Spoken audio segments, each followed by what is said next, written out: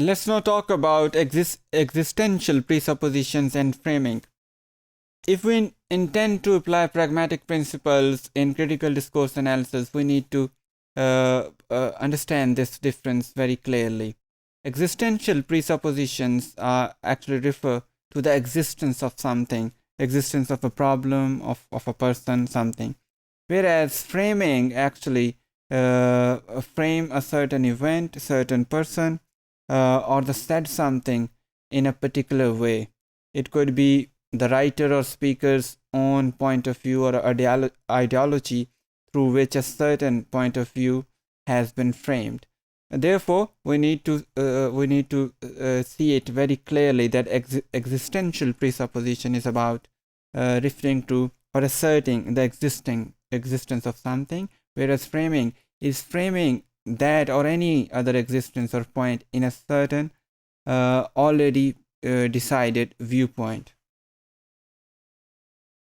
And both existential presupposition can interact and framing can interact in conjunction to evoke ideological beliefs. They both can work to create certain ideological beliefs or to give them a kind of flame, and which is obviously, as we know and we have been discussing so far, is the central point of critical discourse analysis, to see how certain viewpoints, ideological beliefs are made up. If you just look at this example again, it's about stop nagging about his work.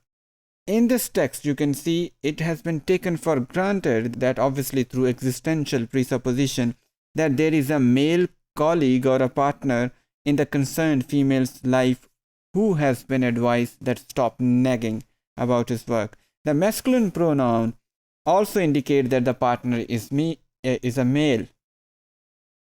Then the lexis chosen to refer to this colleague or partner reflects more specifically the framing of both the person and the relationship between them.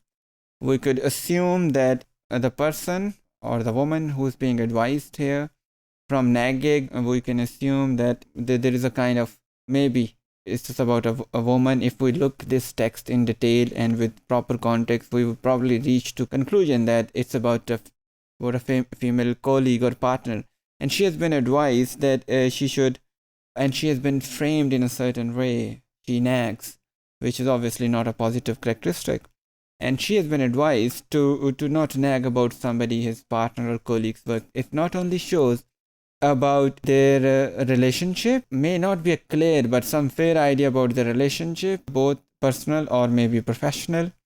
And the lexical choice of nagging also reveals some social perceptions about not only that particular woman which is being addressed to, but also about women in general. Existential presupposition exists when something is certain, and it is assumed that it is always an obvious presupposition that the simple or compound proper names used have a reference. Whenever they would have a very clear reference or assertive reference, it would be believed that some kind of existential presupposition has happened, because something has been asserted, something has been referred to. If one therefore asserts, let's say in the following sentence, there is a presupposition that the name Kepler designates something. Kepler died in misery. It means that Kepler designates something. Kepler refers to something. He died in misery. So this is somehow a kind of existential reference or existential presupposition that Kepler has done something, or something has happened to Kepler.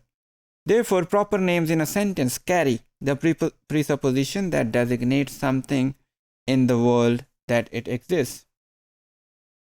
When a speaker says Tom's car is new, we can presuppose that Tom exists and that he has a car. Similarly, when somebody says that maybe some eccentric millionaire is playing games with people, we can presuppose that a millionaire does exist.